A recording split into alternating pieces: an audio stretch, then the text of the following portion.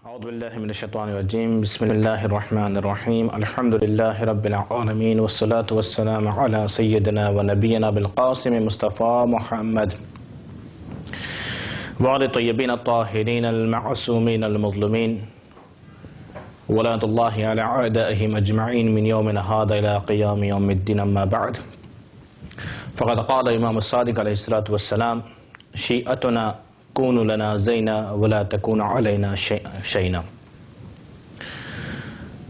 صادق आल मोहम्मद इमाम जाफर सादिक अलैहिस्सलाम हदीस में इरशाद फरमाए छे शियातुना ए अमारा शियाओ कूनु लना ज़ैना अमारा माटे तमो शोभाना कारण बनजो वला तकून अलैना शैना अने अमारा माटे बेइज्जतीना कारणो न बनजो। એટલે કે ઇમામ સાદિક ફરમાવે છે કે એ અમારા શિયાઓ તમે એવા કામ કરો કે જેનાથી અમારી ઇજ્જત વધે, અમારી ઇજ્જત કરવામાં આવે, યા એમ કહેવામાં આવે કે ખરેખર આ ઇમામે સાદિક અલૈહિસ્સલાતુ વસ્સલામના શિયા છે યા આ અહલે બૈતના શિયાઓ છે। એવા કામ તમે ન કરો કે જેનાથી અમારી બદનામી થાય। એટલે અગર આપણે કોઈ ખરાબ કામ કરીએ અને આપણે એમ કહીએ કે અમો શિયા છે तो इनडायरेक्ट में આપણે ઇમામની બેઇજ્જતી કરી રહ્યા છે, ઇમામને બદનામ કરી રહ્યા છે। તેવા કામ આપણે ના કરીએ કે જેનાથી આપણા ઇમામની બેઇજ્જત થતી હોય, ઇમામની બદનામી થતી હોય, કોઈ આંગળી આપણા તરફ ચીંધે અને કહે કે આવા શિયા છે ઇમામના કે જે દાવો કરે છે કે અમારા ઇમામ ઇમામે સાદિક છે, અમે એમના મઝહબ પર ચાલવાવાળા છે અને ખરાબ કામ કરી રહ્યા છે। તો ઇમામે જાફર સાદિક अलैहिस्सलामની શહાદતની તારીખ કે જે આપણને બયાન કરવામાં આવે છે કે 25 શવ્વાલ હિજરી સન 148 માં ઇમામની શહાદત થઈ। બે રિવાયત મળે છે, એક રિવાયતમાં મળે છે કે 15 શવ્વાલ છે અને એક બીજી રિવાયતમાં મળે છે કે નહીં 25 શવ્વાલના છે। જે આપણા દરમિયાન મશહૂર છે કે આપણે 25 શવ્વાલના આપણા છઠ્ઠા ઇમામ ઇમામે જાફર સાદિક अलैहिस्सलामની શહાદતની તારીખ મનાવીએ છીએ અને બહુ જ મોટો આપણા માટે ગમીનો દિવસ છે। કેમ કે જે મઝહબ ઉપર આપણે ચાલીએ છીએ, કેમ કે આપણા મઝહબનું નામ મઝહબે જાફરી રાખવામાં આવ્યું છે। પહેલા હવે આજકાલ લોકો આપણને શિયા મઝહબથી ઓળખી રહ્યા છે, પણ પહેલા જે સવાલ કરવામાં આવતો હતો કે તમે કયા મઝહબથી છો, જ્યારે આપણે એમ કહીએ કે અમે શિયા મઝહબથી છીએ તો એ લોકો ઓળખતા નહોતા, પણ જ્યારે આપણે એમ કહીએ કે અમે જાફરી મઝહબના છીએ તો એ લોકો ઓળખતા હતા કે ખરેખર આપણે છઠ્ઠા ઇમામના મઝહબવાળા છીએ। તો આપણે એમની મુખ્તસર જિંદગીના બારામાં તમારા સમક્ષ અહીંયા બયાન કરવામાં આવે છે। સૌથી પહેલા આ શહાદતની ગમીની જે તારીખ આપણા પાસે આવી રહી છે, શહાદતનો દિવસ, આપણે આપણા ઇમામે ઝમાન અલૈહિસ્સલાતુ વસ્સલામને પુરસો પેશ કરીએ છીએ અને સાથે સાથે તમો આ ખોજા ટેલિવિઝનથી જે આ પ્રોગ્રામને જોઈ રહ્યા છો તમે બધાને આપણા છઠ્ઠા ઇમામ ઇમામ જાફર સાદિક अलैहिस्सलातु वस्सलामની શહાદતની પુરસો પેશ કરવામાં આવે છે। ઇમામનું નામ કે જે અલ્લાહ તરફથી નામ આવ્યું હતું, કે જે આ નામને આપણા રસૂલ હઝરત મુહમ્મદ મુસ્તફા સલ્લલ્લાહુ અલૈહિ વસલ્લમે ગદીર ખુમના મેદાનમાં ખુતબે ગદીરમાં બયાન કરી ગયા છે અને એ વખતે નામ, લકબ અને કુનિયત બધી વસ્તુ આપણા રસૂલે ખુદાએ બયાન કર્યું હતું અને છઠ્ઠા ઇમામનું નામ રાખવામાં આવ્યું હતું એ વખતે જાફર। જાફરનો અર્થ શું થાય છે? જાફર એટલે જે જન્નતના અંદર એક નદી છે, એક નહેર છે, એને જાફર કહેવામાં આવે છે। જન્નતના અંદર એક નદી છે, એક નહેર છે કે જેને જાફર કહેવામાં આવે છે। એ જન્નતની નદીના નામ પર આપણા છઠ્ઠા ઇમામનું નામ રાખવામાં આવ્યું। નદીનું કામ શું હોય છે? નદીનું કામ એ હોય છે કે હંમેશા લોકોને ફાયદો પહોંચાડતી હોય છે। જેવી રીતે પાણી લોકોને સારું સારું પાણી આપણે નદીમાંથી મળે છે, આપણે દરિયાનું પાણી પીશું તો આપણને ખારું લાગશે, એનાથી આપણી તરસ નહીં બુજાય। તો આપણે ઇફક આપણે નદીનું પાણી પીએ તો નદીનું પાણી મીઠું હોય છે અને એનાથી આપણી તરસ બી બુજાય છે। એક ફાયદો એ કે નદીના પાણીથી, નદીનું પાણી પહેલી વસ્તુ મીઠું હોય છે અને બીજી વસ્તુ એ કે નદીના પાણીથી આપણને ફાયદો મળે છે કે આપણી તરસ બુજાય છે। બીજી વસ્તુ એ કે અગર આપણે નજાસતની હાલતમાં હોય તો નદીમાં આપણે જાય અને આપણે ગુસ્લ કરીએ તો એનાથી આપણે આપણા પાક કરીએ, આપણે આપણા પાણી જે આપણે વપરાશ કરીએ છીએ એ નદીનું પાણી છે, જેનાથી આપણે વપરાશ કરીએ આપણે એનાથી પાક થાય છે, આપણા શરીરને આપણે પાક કરીએ છીએ. એવી રીતે આપણા છઠ્ઠા ઇમામનું નામ જાફર રાખવામાં આવ્યું કેમ કે હંમેશા લોકોને ફાયદો પહોંચાડે. જેવી રીતે નદી ફાયદો પહોંચાડે છે એવી રીતે છઠ્ઠા ઇમામ બધાને હંમેશા ફાયદો પહોંચાડતા હતા. ભલે અગર કોઈ ઇલમનો તરસ્યો એમના પાસે આવે, કોઈ ઇલ્મ હાસિલ કરવા માટે આવતું હતું ઇમામ પાસે, તો ઇમામ એને ઇલ્મ શીખાડતા હતા. કોઈ અગર ગુનેગાર માણસ આવતું હતું તો ઇમામ એને સારા અમલ દેખાડતા હતા કે આ અમલ કર, એનાથી તારા ગુનાહો માફ થઈ જશે. તો શરીર બી એનું પાક થાય, રૂહ બી એની પાક થતી હતી. જેવી રીતે નદીમાં આપણી પ્યાસ બુજાય છે એવી રીતે ઇમામ પાસે જેને લોકો જે ઇલમના તરસ્યા હતા, ઇલ્મ હાસિલ કરવાની કોશિશ કરતા હતા, એ લોકોની તરસ બુજાતી હતી, પ્યાસ બુજાતી હતી. જેવી રીતે નદીમાં આપણું શરીર પાક થાય છે એવી રીતે ઇમામ પાસે જ્યારે લોકો જતા હતા તો ઇમામ એ લોકોના રૂહોને પાક કરતા હતા. ફક્ત શરીર માયને નથી રાખતું, શરીર પાક થઈ જાય પણ આપણું રૂહ અગર પાક ના હોય તો એ કંઈ ફાયદો નથી. તો ઇફોક શરીર સાથે આપણી રૂહ પાક હોવી જોઈએ, ત્યારે જ આપણે અલ્લાહના નજદીકમાં થશું. તો આપણે માટે જરૂરી છે કે આપણે ઇમામના વાસ્તે હંમેશા દુઆ કરે અને ખુદાવંદ આલમ આપણા શરીરના સાથે સાથે આપણી રૂહને બી ઇન્શાઅલ્લાહ પાક કરી આપે. આગળ આપણે વધીએ કે ઇમામના પપ્પાનું નામ જે બયાન કરવામાં આવે છે અને મશહૂર છે, આપણે ખબર છે કેમ કે ઇમામના દીકરા હોય છે. અને આપણા છઠ્ઠા ઇમામના પપ્પાનું નામ, પાંચમા ઇમામ મોહમ્મદ બાકર અલૈહિસ્સલાતુ વસ્સલામ છે. ઇમામની મમ્માનું નામ જે હતું, નામ એમનું ફાતિમા હતું, પણ એમને ઉમ્મે ફરવાના નામથી બોલાવવામાં આવતું હતું. ઉમ્મે ફરવાથી યાદ કરવામાં આવતું હતું આપણા છઠ્ઠા ઇમામની માને. હવે આ ફાતિમા યા ઉમ્મે ફરવા કોણ હતા? ફાતિમા અને યા ઉમ્મે ફરવા. આ જનાબ ફાતિમા જે છઠ્ઠા ઇમામની માં યા ઉમ્મે ફરવા, એમના માટે બયાન કરવામાં આવતું હતું કે કાસિમ ઇબ્ને મોહમ્મદ ઇબ્ને અબુ બકર, મોહમ્મદ ઇબ્ને અબી બકર કે જે હતા તો અબુ બકરની ઔલાદમાંથી, અબુ બકરના છોકરા હતા, પણ મોહમ્મદ માટે જે અબુ બકરના છોકરા જે મોહમ્મદ હતા એમના માટે હઝરત અલી અલૈહિસ્સલાતુ વસ્સલામ ફરમાવી ગયા કે મોહમ્મદ મારો દીકરો છે. ભલે અબુ બકરની ઔલાદમાંથી હોય પણ મારો દીકરો છે. અને એને હઝરત અલી અલૈહિસ્સલાતુ વસ્સલામે બધું ઇલ્મ એને શીખાડ્યા હતા. તો મોહમ્મદ ઇબ્ને અબુ બકરના છોકરા એક હતા, એમના એક દીકરા હતા જેનું નામ કાસિમ હતું. અને એ કાસિમની દીકરી જનાબે ફાતિમા કે જે પાંચમા ઇમામની બીબી બની, પાંચમા ઇમામની બાયડી બની અને છઠ્ઠા ઇમામની વાલિદે ગરામી બની. છઠ્ઠા ઇમામના જે લકબો છે એ લકબો ઘણા બધા લકબો મળે છે. એમાંથી મશહૂર લકબ જે છે એ સાદિક. સાદિક એટલે સાચો બોલવા વાળો. બીજો લકબ છે એમનો સાબિર એટલે સબર કરવા વાળો. ત્રીજો લકબ છે તાહિર એટલે પાકો પાકીઝા યા પાક કરવા વાળો. અને એક ઓર લકબ મળે છે કે જેને કહેવાય છે સાદિક આલે મુહમ્મદ. આપણે ઘણા ઓલમાઓ જ્યારે મજલિસ પડતા હોય છે, જ્યારે છઠ્ઠા ઇમામનું નામ લે છે તો એમ બયાન કરે છે સાદિક આલે મુહમ્મદ. ઇમામ જાફર સાદિક અલૈહિસ્સલાતુ વસ્સલામે આમ ફરમાવ્યું છે. તો સાદિક આલે મુહમ્મદ એટલે આલે મુહમ્મદ એટલે રસૂલ ખુદાની ઔલાદોમાં જેટલા લોકો હતા એમાંથી સૌથી વધારે સાચા બોલવા વાળા. એમ નથી કે બીજા લોકો સાચા નહોતા બોલતા, પણ ના, એમ આ લકબ રસૂલ ખુદા એમને આપ્યું છે, અલ્લાહ તરફથી મળ્યું છે. અને સાદિક એટલે સાચું બોલવા વાળા. એટલે સાદિક આલે મુહમ્મદ રસૂલ ખુદાની ઔલાદમાંથી જેટલા બી લોકો હોય છે એમાંથી સાચા બોલવા વાળા છે. એના પછી એમની કુનિયત જે છે, કુનિયતના બારામાં બયાન કરવા. કુનિયત એટલે એમને ઔલાદના નામ પર બાપનું નામ રાખવું, એને કહેવાય છે કુનિયત. તો કુનિયત હતું, કુનિયત આપણા છઠ્ઠા ઇમામની હતી અબુ અબ્દુલ્લાહ. એક અબુ અબ્દુલ્લાહ બીજા બી ઇમામના અંદર પસાર થયા છે, એ છે આપણા ત્રીજા ઇમામ. આપણે ઝિયારતના અંદર શું પડે છે? અસ્સલામુ અલૈકા યા અબા અબ્દુલ્લાહ. આપણે પડીએ છીએ ને ઝિયારતના અંદર અસ્સલામુ અલૈકા યા અબા અબ્દુલ્લાહ. અસલમાં અબુ અબ્દુલ્લાહ છે, પણ એ અરબી ગ્રામરના હિસાબે જ્યારે આપણે ઝિયારત પડીએ છીએ તો અબા અબ્દુલ્લાહ બોલે છે. તો એવી રીતે જ આપણા છઠ્ઠા ઇમામનું બી લકબ છે, કુનિયત છે. છઠ્ઠા ઇમામની કુનિયત છે અબુ અબ્દુલ્લાહ યા અબા અબ્દુલ્લાહ. બીજી એક એમની કુનિયત છે અબુ ઇસ્માઇલ કે ઇસ્માઇલના પપ્પા. હવે ઇસ્માઇલ કોણ હતા? ઇસ્માઇલ મળે છે કે જનાબે ઇસ્માઇલ કે જે છઠ્ઠા ઇમામના મોટા દીકરા હતા. સાતમા ઇમામ કરતા બી મોટા દીકરા જનાબે ઇસ્માઇલ હતા. અને બહુ જ એમના પાસે ઇલ્મ હતું, બહુ જ હોશિયાર માણસ હતા. પણ છઠ્ઠા ઇમામના જમાનામાં જ એમની વફાત થઈ ગઈ, એમનો જ ઇન્તકાલ થઈ ગયો. છઠ્ઠા ઇમામ હજી જીવતા હતા, એમનો જ ઇન્તકાલ થઈ ગયો. અને છઠ્ઠા ઇમામે જનાબે ઇસ્માઇલને દફન કરવા પહેલા જ્યારે એમના ઘરમાંથી જનાઝો બહાર નીકળ્યો, છઠ્ઠા ઇમામના ઘરમાંથી જ્યારે જનાઝો જનાબ ઇસ્માઇલનો બહાર નીકળે છે તો ઠેક ઠેકાણે છઠ્ઠા ઇમામે જનાઝાને નીચે રાખ્યા. બધાને કીધું કે જનાઝો નીચે ઉતારવામાં આવે.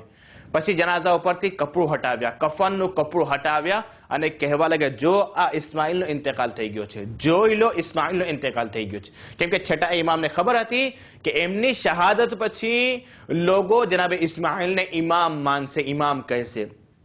પણ જ્યારે જનાબ ઇસ્માઇલ જીવતા જ નથી તો ઇમામ કેવી રીતે બની શકે છે? એટલા માટે છઠ્ઠા ઇમામે પહેલેથી જ એમના માટે ઇંતજામ કરી આપ્યું હતું કે લોકો પછી છઠ્ઠા ઇમામ પછી સાતમા ઇમામને ઇમામ માને, સાતમા ઇમામને ઇમામ એક્સેપ્ટ કરે. પણ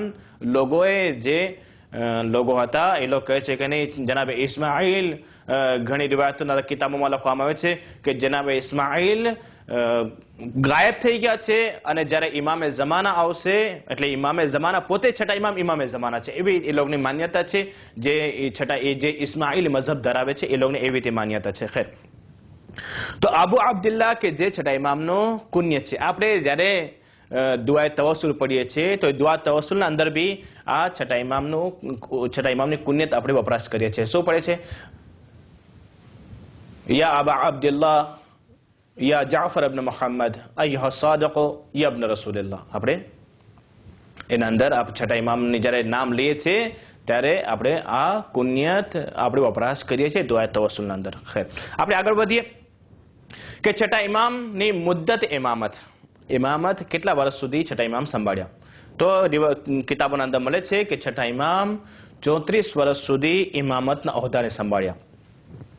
7મી ઝિલહજ 114 હિજરીમાં 5મા ઇમામને ઇંતકાલ થયો, શહાદત થઈ. 114 હિજરીથી લઈને 148 હિજરી સુધી ઇમામે ઇમામતનો ઓહદો ઇમામે સંભાળ્યા. એટલે કે લગભગ 34 વર્ષ સુધી ઇમામે ઇમામતનો ઓહદો સંભાળ્યા છે. શહાદત વખતે ઇમામની ઉંમર કેટલી હતી? હવે આ એક વસ્તુ તમારા સાહેબ બયાન કરી દો કે આપણે 12 ઇમામને માનીએ છીએ, 14 માસૂમને માનીએ છીએ. તો 14 માસૂમીન અલૈહિસ્સલાતુ વસ્સલામમાં ઇમામે જમાનાને આપણે એક તરફ મૂકી દઈએ, બીજા જેટલા બી માસૂમ છે એમાં સૌથી વધારે અગર કોઈ એમની જિંદગી વધારે હોય, ઉંમર વધારે હોય તો એ આપણા છઠ્ઠા ઇમામ છે. કેમ કે રસૂલ ખુદા તે 63 વર્ષના અંદર એમનો ઇંતેકાલ થયો, શહાદત થઈ, એટલે 163માં. આપણા પહેલા ઇમામ બી 63 વર્ષના અંદર એમની શહાદત થઈ. બીજા આપણે જોઈએ કે ઇમામ હસન 47-53માં, ઇમામે હુસૈન 57માં, જનાબ ફાતિમા ઝહરા 18 વર્ષ. એવી રીતે આપણે જોતા જાય તો સૌથી વધારે જે જિંદગી અગર કોઈને મળી હોય તો એ આપણા છઠ્ઠા ઇમામ છે કે 65 વર્ષ યા એના કરતાં વધારે. ઘણા લખે છે કે 68 વર્ષ, ઘણા કહે છે 65 એટલે 65 વર્ષ, ઘણા કહે છે કે 68 વર્ષ એટલે 68 વર્ષ આપણા ઇમામ જીવ્યા અને પોતે આ દીનનું કામ, ઇસ્લામનું કામ, ઇસ્લામના મિશનને આગળ વધારતા રહ્યા અને ફેલાવતા રહ્યા. છઠ્ઠા ઇમામથી જે 2 હદીસ છે એ બસ 2 હદીસ બયાન કરીને તમારી જહેમત ઇન્શાઅલ્લાહ તમામ કરવા માંગુ છું. છઠ્ઠા ઇમામ ફરમાવે છે, આમ તો ઘણી બધી હદીસો છે કે જે બીજા મઝહબવાળાઓ બી છઠ્ઠા ઇમામથી હદીસો બયાન કરે છે. જે આ બીજા 4 મઝહબો જે છે મુસલમાનોના, એ બધાના જે ઇમામો જે છે, જેવી રીતે અબુ હનીફા એ પોતે છઠ્ઠા ઇમામ પાસે આવીને શીખ્યો છે, પોતે ઇમામ પાસે આવીને શીખ્યો બધી વસ્તુ અને પછી જેને પોતાનો મઝહબ ઊભો કરી નાખ્યો. જેટલા બી મઝહબ છે, બીજા જેટલા મઝહબ મુસલમાનો 4 મઝહબ મશહૂર છે કે હનફી, શાફી, હંબલી અને માલિકી. આ 4 મઝહબ જે આપણા બીજા મુસલમાન ભાઈઓ છે, સુન્ની ભાઈઓ જે છે, એ લોકોના અંદર આ 4 મઝહબ છે. તો આ 4 મઝહબોના જે ઇમામ છે, જે મોટા મોટા જે લોકો છે, ઓહદેદારો છે, આ 4 મઝહબના જે લોકો આ મઝહબને ઊભું કરે, એ બધા છઠ્ઠા ઇમામ પાસે આવીને શીખ્યા છે. ઇમામે આટલું બધું ઇલ્મ ફેલાવ્યા, આટલી બધી હદીસો બયાન કર્યા. કોઈ બી અગર જોવામાં આવે, જોગ્રાફિયાનું ઇલ્મ જોવામાં આવે તો ઇમામ પાસેથી લેવામાં આવ્યું, શિમિયાનું ઇલ્મ જોવામાં આવે તો ઇમામ પાસેથી લેવામાં આવ્યું. બીજી બધી બી આજે આપણે જોઈ રહ્યા છે દુનિયાના અંદર જેટલા બી ઇલ્મ ફેલાઈ રહ્યા છે એ બધું છઠ્ઠા ઇમામે આ ઇલ્મને ફેલાવ્યા છે. બધા આવીને છઠ્ઠા ઇમામ પાસે આવીને બધું ઇલ્મ હાસિલ કર્યા છે. પછી મોટી મોટી કિતાબો લખ્યા છે અને પછી એ કિતાબોના અંદર બી એ લોકો લખે છે કે આ અમે ઇલ્મ જે હાસિલ કર્યું છે છઠ્ઠા ઇમામ પાસેથી ઇલ્મ હાસિલ કર્યું છે. રિવાયતના અંદર મળે છે કે છઠ્ઠા ઇમામ જ્યારે દર્શ દેતા હતા તો એક વખતના અંદર 4000 થી વધારે લોકો વહાં બેસતા હતા ઇલ્મ હાસિલ કરવા માટે, કે જેના હાથમાં સ્ટીલો હોય, કાગળ હોય અને ફક્ત હદીસો લખતા હતા કે ઇમામ શું હદીસ બયાન કરી રહ્યા છે. એ બધી હદીસો ઇમામની હદીસો પોતે લખતા હતા.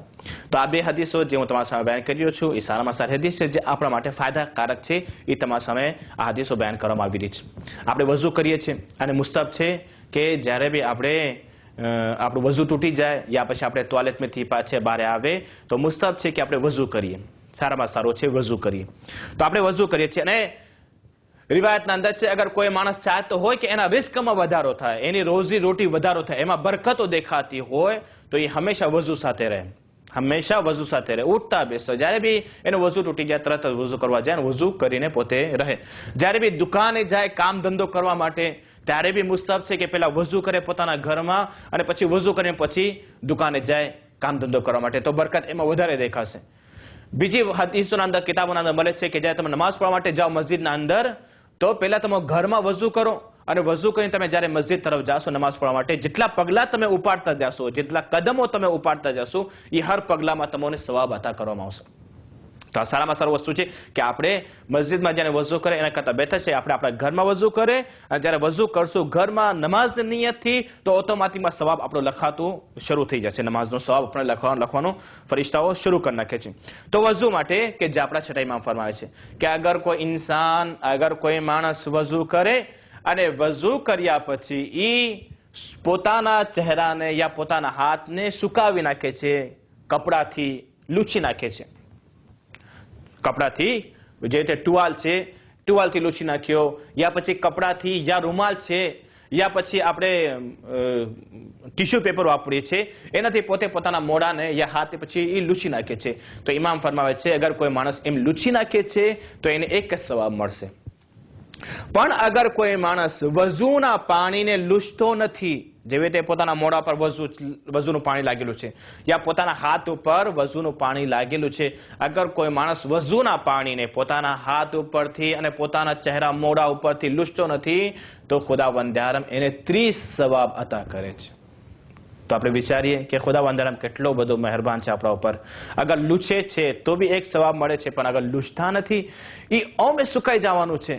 આપણે અગર ના લૂછીએ તો 2 મિનિટ લાગશે સુકાતા, 2 થી 3 મિનિટ લાગે છે સમજી સુકાતા, તો ઓમે સુકાઈ જવાનું છે. 2-3 મિનિટ સબર કરશું તો આપણને 30 સવાબ આપણને ખુદાવંદ આલમ આપી રહ્યો છે. તો સારામાં સારું છે કે આપણે ના લૂછીએ અને 30 સવાબના હકદાર બનીએ, 30 સવાબ આપણે હાસિલ કરીએ.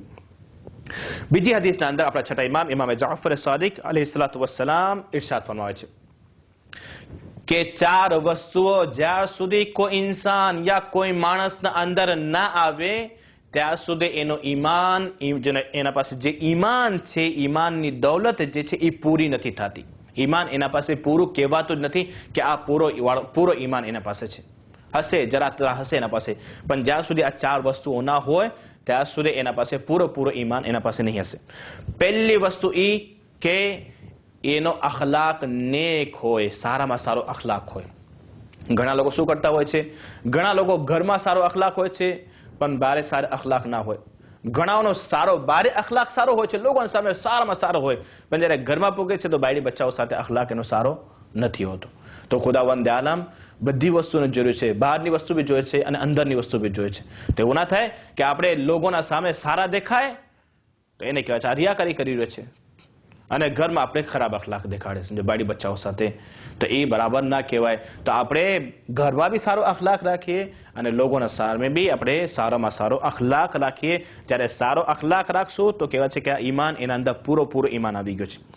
બીજી વસ્તુ એ કે પોતાના નફ્સને ઓછો લેખે, પોતાના આપની કમતર સમજે કે હું હકીર માણસ છું, હું એક ગુનેગાર માણસ છું, હું કાંઈ નથી ખુદાવંદ આલમના સામે, હું બીજા મોમિનો સામે, બીજા મોમિનો તો મારા કરતાં વધારે ઇબાદત કરે છે, હું કાંઈ ઇબાદત નથી કરતો, એવો માણસ પોતાના આપને હલકો સમજે. આપણે આપણી બોલીની અંદર આપણે એમ કહીએ કે પોતાના આપણે જે માણસ હલકો સમજે છે એને કહેવાય છે કે આ એના પાસે ઈમાન છે. પણ પોતાના આપણે એમ ગુરુર આવી જાય, જરાક એક દિવસ નમાઝ શબ શું પડ્યો, ગુરુર આવી ગયા, મારા જેવો કોઈ નથી. એક દિવસ જાત આશુરા શું પડે કે મારા જેવો જાત પડવાળો કોઈ નથી. એક દિવસ સુઈ ઝારત કરવા માટે ગયો, હજ કરવા માટે ગયો, ઝારતો કરવા માટે હર વર્ષે જાય છે, તો પોતાના ગુરુને ઘમંડ આવી જાય કે મારા જેવો પૈસાવાળો કોઈ નથી, અને હું પૈસા સારા જગ્યા પર વપરાશ કરું છું, અને હું વધારે હજ કરું છું, વધારે ઇબાદતો અને ઝારતો કરું છું. તો આ બધી વસ્તુ એના અંદર ના આવી જોઈએ. બલકે અગર આવી ગઈ, અગર એને હજનો મોકો મળ્યો, ઝિયારતનો મોકો મળ્યો, ઝિયારત આશુરા ઘરમાં પડ્યો છે, નમાઝ શબ પડ્યો છે, તો ખુદાનો શુક્ર અદા કરવો જોઈએ. ખુદા તારો લાખ લાખ શુક્ર કે તું મને તૌફીક આપ્યો, ત્યારે તો હું કરી શક્યો. અગર તું મને તૌફીક ના આપ્યો તો મારાથી આ કામ ના થાય. ત્રીજી વસ્તુ ઇમામ ફરમાવે છે કે ત્રીજી વસ્તુ એ છે કે પોતાના જબાન ઉપર કંટ્રોલ રાખે. જે બી બોલે વિચારીને સમજીને બોલે. મોમિન માણસ એ છે કે મોમિનની જબાન હંમેશા એના અક્લના પાછળ હોય છે, વિચારીને સમજીને બોલતો હોય. સમજે જે બી બોલવું હોય પહેલા વિચારે કે હું શું બોલી રહ્યો છું, હું મને શું બોલવું જોઈએ, પછી પોતે વિચારીને બોલે. પણ અગર જેમ તેમ આવીને જે બીજા લોકો કરતા હોય જેમ તેમ આવીને અગર બોલે તો એને આ મોમિન કહેવામાં નથી આવતું. એટલે પોતાની મુસલમાન, રસૂલ ખુદા ફરમાવે છે કે મુસલમાન કોણ છે. મોમિન તો બહુ દૂરની વાત છે, મુત્તકી તો બહુ દૂરની વાત છે. રસૂલ ખુદા ફરમાવે પહેલા આપણે મુસલમાન બનીએ. પહેલા મુસલમાન કોણ છે? મુસલમાન એને કહેવામાં છે, રસૂલ ખુદા ફરમાવે છે કે અલ મુસ્લિમો, મુસલમાન ઈ માણસ છે કે જે પોતાની જબાન અને પોતાના હાથથી બીજા કોઈ મુસલમાનને તકલીફ ના આપતો હોય, એને કહેવાય છે મુસલમાન. તો આપણે વિચારીએ કે આપણા હાથથી આપણે કેટલા બીજા મુસલમાનોને તકલીફ આપતા હોય છે, આપણી જબાનથી આપણે બીજા કેટલા મુસલમાન ભાઈઓને આપણે તકલીફો આપતા હોય છે. અને ચોથી વસ્તુ જે ઇમામ ફરમાવે, છેલ્લી વસ્તુ છે, ચોથી વસ્તુ ઇમામ ફરમાવે છે કે હક્કુલ્લાહ અને હક્કુન્નાસ, અલ્લાહના હક્કોને અને લોકોના હક્કોને કે જે એના પાસે ખુદાવંદ આલમે જેને માલ આપ્યો છે, જેને માલની દૌલત આપ્યો છે, ખુદાવંદ આલમે જે પૈસાની દૌલત આપ્યો છે, એમાંથી અલ્લાહના હક્કોને અને લોકોના હક્કોને અદા કરતો રહે. અલ્લાહના હક્કો તો આપણે જોઈએ છે કે ખુમ્સ છે, ઝકાત છે, બીજી ઘણી વસ્તુ છે. અને લોકોના હક કે આપણે લોકોની મદદ કરીએ. ખુદાવંદ આલમે અગર આપણને પૈસા આપ્યો છે તો આપણે બીજાઓની મદદ કરીએ. અગર એને કર્જો ખપતો હોય તો કર્જો, યા પછી એના તાકાત ન હોય તો એના પછી આપણે એને માલ, આપણે એને રાશન લાવીને દે યા બીજી વસ્તુ લાવીને દે, એ બી આપણા ઉપર હક છે. અગર કોઈ મુસલમાન આપણા બાજુમાં ભૂખ્યો સૂતો હોય અને આપણે ઘરે પેટ ભરીને સૂતો હોય તો બની શકે છે કે આપણા ઉપર ખુદાવંદ અઝાબ નાઝિલ કરે, કેમ કે તમારા પાડોશમાં તો ભૂખ્યો માણસ સૂતો છે અને તમે પૈસા આરામથી તમે પેટ ભરીને સૂઈ રહ્યા છો, તો આ બરાબર ન કહેવાય. આપણે ખુદાવંદ આલમ પાસે દુઆ કરીએ કે પરવરદિગાર તને 4 દમાસમાં સલાતો વસલામનો વાસ્તો આપે છે કે આ જે અમારા છઠ્ઠા ઇમામે જાફર સાદિક અલૈહિ સલાતુ વસલામ છે અને એમના મઝહબ ઉપર અમે જે અમલ કર્યા છે, પરવરદિગારા મળતા દમ સુધી, આખરી દમ સુધી અમોને એમના મઝહબ ઉપર બાકી રાખજે. પરવરદિગારા અમોને શૈતાનના હમલાથી અમોને હંમેશા મહેફૂઝ ફરમા. અમારા ઇમામે ઝમાન સલાતુ વસલામના ઝુહુરમાં જલ્દી ફરમા. અમને બધા એના લશ્કરમાં શુમાર ફરમા. રબ્બના તaqabbal મિન્ના ઇન્નકા અંતસ સમીઉલ અલીમ.